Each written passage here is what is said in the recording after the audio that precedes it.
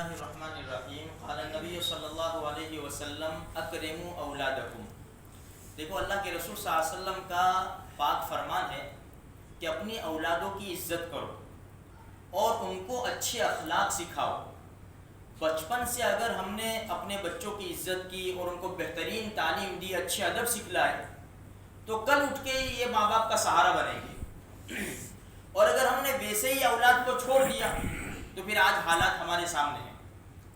اس لیے کتابوں میں آتا ہے کہ امیر معاویہ رضی اللہ تعالیٰ عنہ کے پاس ایک مرتبہ احنف ابن قیس رضی اللہ تعالیٰ عنہ تشریف لائے، تو حضرت معاویہ رضی اللہ تعالیٰ عنہ فرمایا کہ احنف اولاد کے بارے میں کچھ بتاؤ، ان کے ساتھ کیسا سلوک کرنا چاہیے۔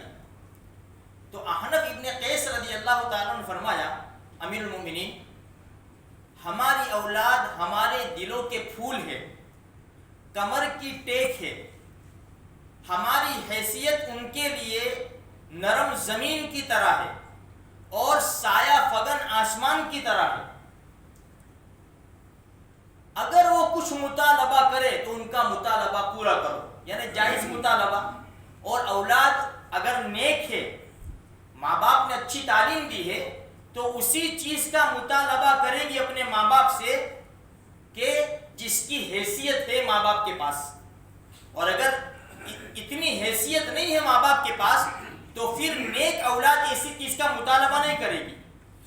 تو پہلی بات یہ فرمائی احنف ابن قیس رضی اللہ تعالیٰ عنہ نے کہ ان کا مطالبہ پورا کرو۔ نمبر 2، اگر وہ کسی وجہ سے پریشان ہو جاوے، غمگین ہو جاوے، کوئی تکلیف اور پرابلم میں آ جاوے، تو کوشش کرو ان کی تکلیف دور کرنے کا، ان کا غم دور کرنے کی کوشش کرو، تو تمہاری محبت ان کے دلوں کے اندر بیٹھ جائے گی۔ اور کیونکہ جب باپ اپنی اولاد کے ہاتھ بٹائے گا تو ظاہری بات ہے کہ اولاد کے دلوں کے اندر محبت آئے گی۔ اور تیسرے نمبر کے اوپر یوں فرمایا احنف ابن قیس رضی اللہ تعالیٰ عنہ نے کہ ناقابل برداشت بوجھ نہ بن جاؤ ان کے اوپر، کہ وہ برداشت نہ کر سکے اور وہ تمہاری موت کی تمنا کرے اور وہ تم سے دور ہو جانے کی پوری کوشش کرے۔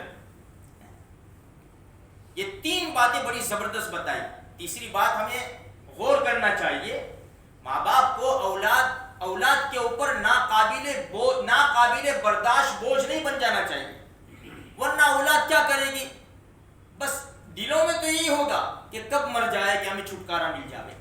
آج اسی وجہ سے دیکھو، معاف کرنا میرے بھائیوں، کہ کتنے ماں باپ ایسے ہیں جن کی 2 اولاد، 3 اولاد، 4 اولاد ہیں، لیکن ایک لڑکا بھی ساتھ میں نہیں ہے، سارے الگ، اور ٹفن بھیج دیتے ماں باپ کو، ٹھنڈا ہو گرم ہو تمہیں جیسا کرنا ہو ویسا کر لو، خرچی دے دیتے ہیں تھوڑی سی۔ یہ کیا ہے؟ یہ تعلیم کی کمی ہے۔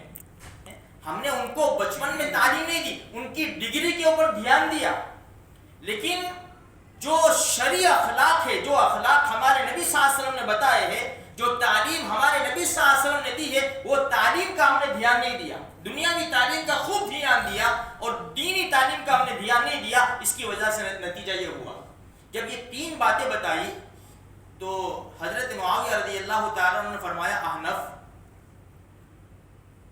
تمہاری باتیں سن کر میرا دل بڑا متاثر ہوا، اس لیے کہ میں اپنے بیٹے کے خلاف بڑے غصے میں تھا، یزید کے خلاف بڑے غصے میں تھا، لیکن اب میرا دل آپ کی باتوں سے متاثر ہو گیا۔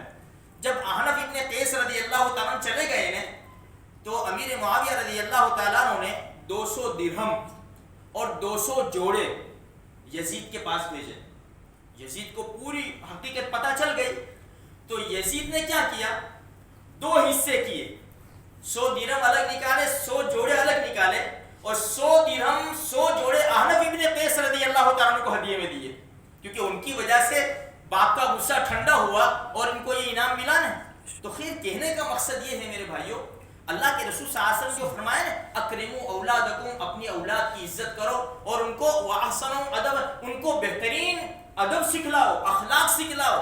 اگر اخلاق سکھلائیں گے نا تو انشاءاللہ بہت بڑا فائدہ ہوگا، یہ اولاد قریب ہوگی. دیکھو ایک بات اس سے پہلے بھی بتائی تھی کہ اپنی اولاد کی عزت کرو، اچھے انداز سے بلاؤ اس کو. اگر کوئی غلطی ہو جاوے اس کو چار کے بیچ میں ٹوکو مت، جھڑکو مت، ایسے الفاظ نہ بولو کہ وہ برداشت نہ کر سکے. اگر ایسا کیا تو ہوگا کیا؟